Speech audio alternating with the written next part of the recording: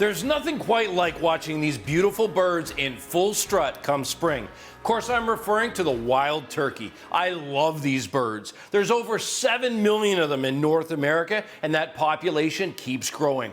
Now look at these fresh ingredients. We're gonna put together a sourdough stuffing, and I'm gonna use venison sausage. So everything that runs together, we're cooking together. If your freezer is full, you're gonna love this recipe.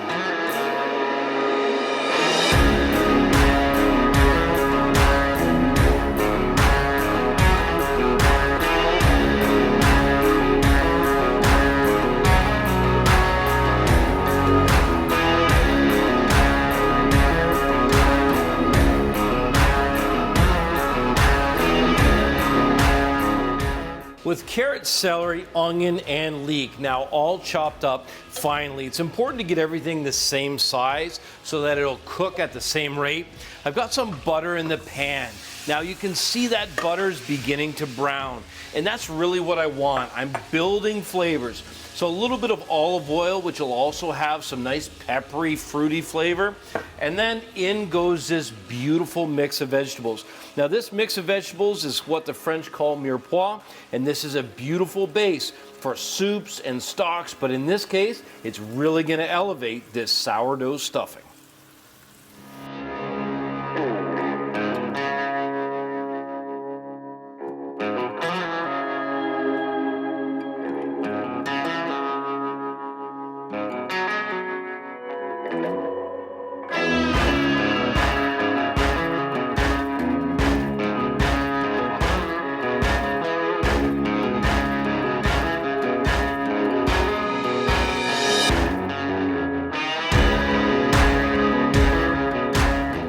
Now that my flavor base is coming together, all I can smell is the sage and thyme and that rich butter. It's time to get the bread prepared. Now I've got two loaves. I've got a sourdough and I've got pumpernickel.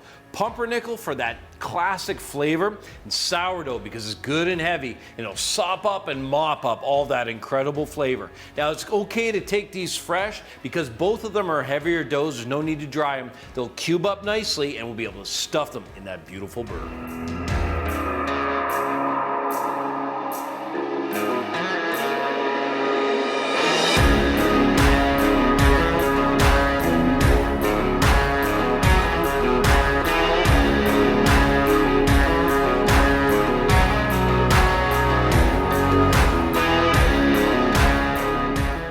Look at this incredible mixture. All that amazing flavor tucked inside.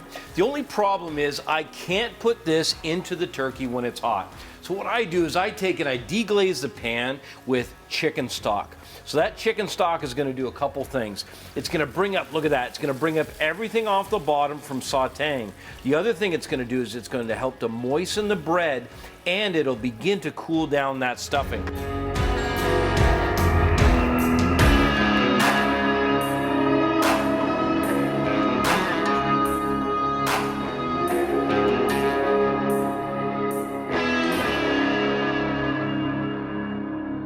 This sausage is a beautiful combination of flavors using both pork and venison. The way that I'm going to finish it up is to put some beer in there. So one beer goes in, again deglazing that pan, bringing up any flavor that's on the bottom. I'll deglaze it, then I'll concentrate those flavors by reducing the liquid until it's almost dry. But what I'll end up with is beautiful flavor from this beer.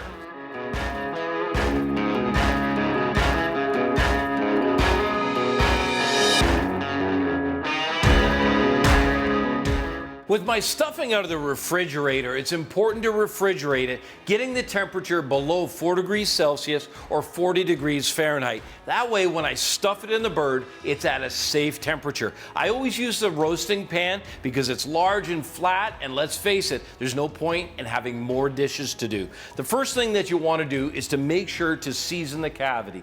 Now, I'm going to use this coarse salt and season directly inside. It's important because it's a thick protein. You want to make sure you're seasoning it on the inside and on the outside. Then all I do is I begin to stuff. You'll notice I also removed the feet at the knuckle because there's no flavor in there, but if you do have the giblets, so the neck, the heart, the lungs, anything, you can put it in the bottom of the pan and it'll help to make a beautiful pan gravy. Let's get stuffing.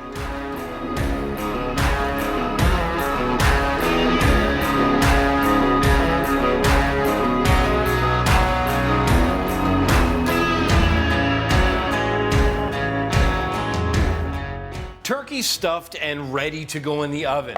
I'm going to put a little bit of olive oil all over the bird. These birds are not known for being super fatty, so a little extra coating of fat will help immensely. Then pepper on top, and also some fresh ground salt. We've got salt on the inside, salt on the outside, and then you'll notice I had some of the stuffing left over. So on the outside in the pan, this is dressing. I'm going to put foil over top of this, but I'll wait to put it in until about an hour before the bird is done. This now, I'm going to put some water in the bottom of the pan. This will keep the cooking environment humid. Now it's time to tent it with some aluminum foil. That aluminum foil will go over top of the bird, and I'll make sure not to touch it. Tenting into the oven at 325 and figure 20 minutes for everything.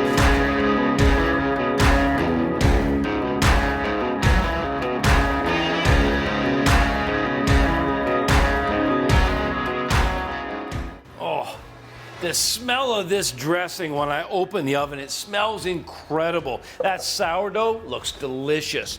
Now, I rested this turkey for about 30 minutes covered, but I was sure to check the internal temperature. Now, this is key. You want to check the internal temperature of both the meat and the stuffing. When you put the probe thermometer into the meat, make sure you're not touching the bone, and both should read at least 165 degrees. Now, if you want to enjoy wild to table and you want to introduce new people to what it means to be able to hunt this beautiful wild game bird, this recipe is just for you.